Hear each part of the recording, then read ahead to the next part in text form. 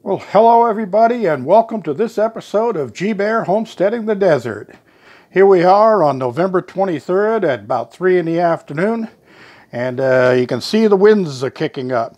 Well, it's been 2 days now. Forget the rain, that's past. But the full moon is here and going out, but it'll still be here. Anyway, it's a little cool outside, humidity's up, and this wind, I've seen it here when I got up this morning at 36 miles per hour. So it's calmed down a little bit, so I figured I'd get my videos done here. One of them is indoors first, and we'll take care of this. And I started a couple of new bags here to sprout. I got my ochre, sweet basil, sweet pepper, and igloo lettuce. And then down here I got black pepper, Cascadia pea, sugar snap pea, and Burpiana Early's peas. Then these over here, of course, the beets are all sprouted, and the radishes are all sprouted, and the beet goes on. Anyway, the cabbage still looks like this one's getting ready to sprout. These peas swelled up to about 3 times their original size, but I'm not seeing any sprouts on them, so that's why I started some others. The radishes are all ready to go in the soil. And these tomatoes, the Ace, look like they're going to be the first ones to pop. Other than that, nothing. Now, over here, my spinach has got one that's popped through. So that's showing me that's going good. My onion. And these others here, they were all sprouted, but nothing popped through. The early broccoli now, there's one little sprout coming up right there. So we'll have to see. And I sprinkled some extra lettuce seed in that one, just because they were real tiny, and a bunch of them had fallen out when I was working on it. So I just swept them into my hand and dumped them in that bucket. We'll see if anything sprouts out of it. All right, we're going out into the weather. And it is really gusting out here. It has been all day. I haven't been able to get much done because of it. And just walking from the cabin to the container is tough. I forgot to show you, I made a little rain cover for my light out here, and it worked great. The light did not get wet. It still works fine. So I might leave that for a little while because I've got other things I've got to take care of. All right.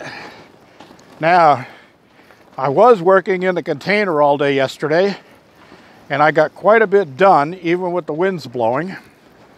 We're going to come in here and I'll show you. Hey, look, you can see the back wall and my, well, let me turn the light on here.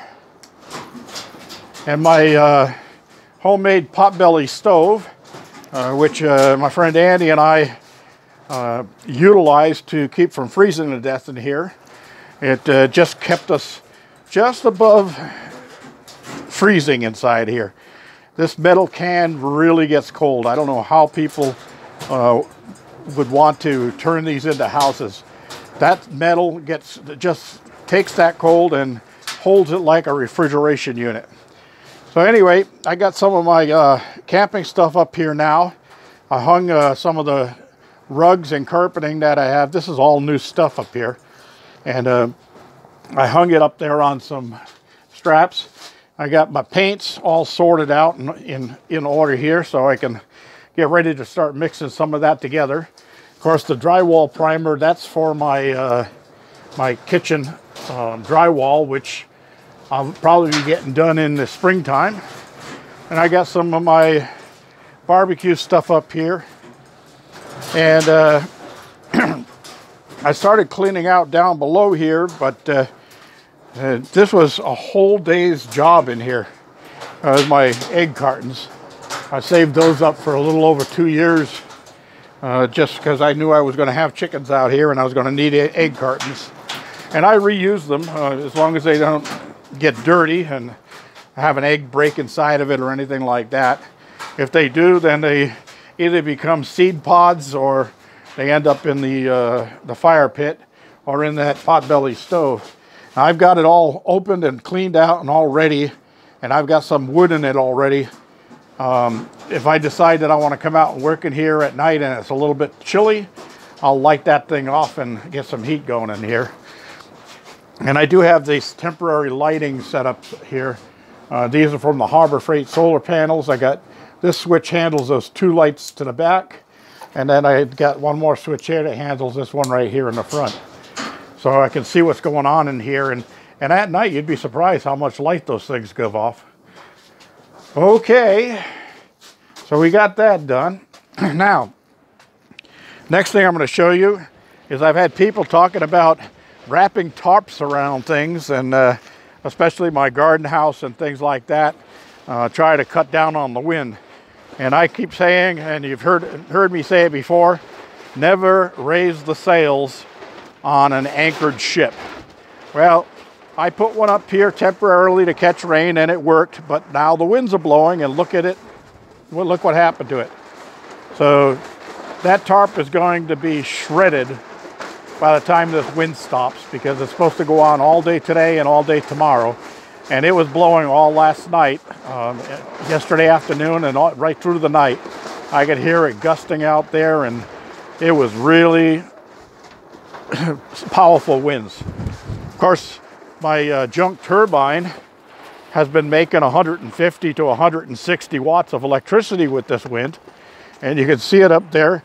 And the reason it looks slow right now in the video is because I'm set at 60 frames per second for videotaping, and that turbine is spinning faster than those 60 frames per second. So it almost looks like it comes to a stop. It's probably 120 frames per second up there. All right. That's about all I have for today. I sure wish that this wind would die down so I can get more work done. I just fed the girls, gave them their treats, cleaned out their coops, collected the eggs, and they've been up and down on their laying. It's yesterday I only got 4 eggs. Today I got 5, and the day before that I got 6, and then one day last week I got 8. So it's up and down on the eggs.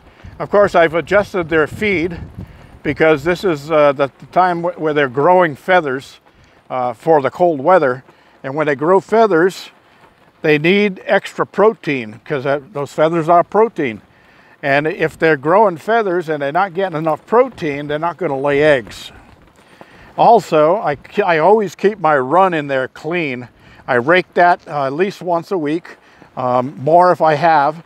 But the reason for that is chickens don't have digestive juices that will break down their food.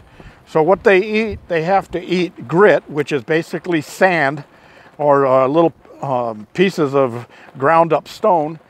They get that into their stomach, and that's what grinds up their food. And without that, they can't digest their food well, and that will stop them from laying.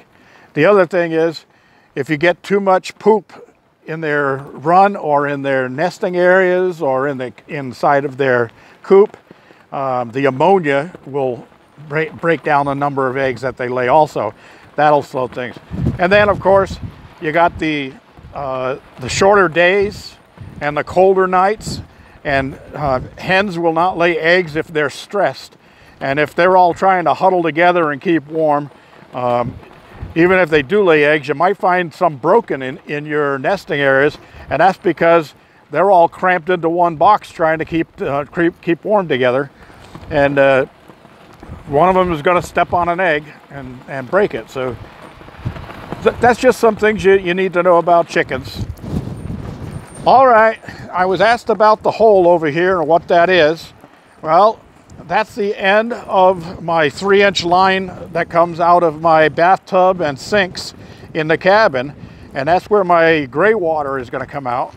And I'm digging a hole so I can bury a 300-gallon tank down in that hole to catch that gray water so that can be used for irrigation. As soon as the weather breaks and the money's available, I'm going to double the size of my garden house, but half of that extra doubling size is going to actually become a glass greenhouse, and I will be able to grow plants through the winter. And I plan on putting a water wall on this side of it to catch the heat during the day and then keep the plants warm at night. And I also might end up building another potbelly stove like the one I've got inside the container, but instead of burning wood, I'm going to turn that one into a waste oil burner, and that'll burn all the extra vegetables oils and olive oils, any type of oils that I have. I can burn that in that heater inside of that greenhouse on the really cold nights and keep the temperature up so that my plants survive. That's about all for today, everybody. Don't forget, if you like my videos, give me a thumbs up down there. And I know I remind you all the time, but if you're like me, you forget. And I sometimes watch other people's videos and have to go back a second time just because I forgot to give them a thumbs up. And then also, I love comments and questions at the bottom. Feel free. I try to answer everybody within 1 day's time. If I'm really, really busy out here trying to beat the winds or something like that, or something requires my immediate attention, it may take an extra hour or two before I get back to you, but I will get back to you. G Bear signing off. I hope you all had a happy Thanksgiving.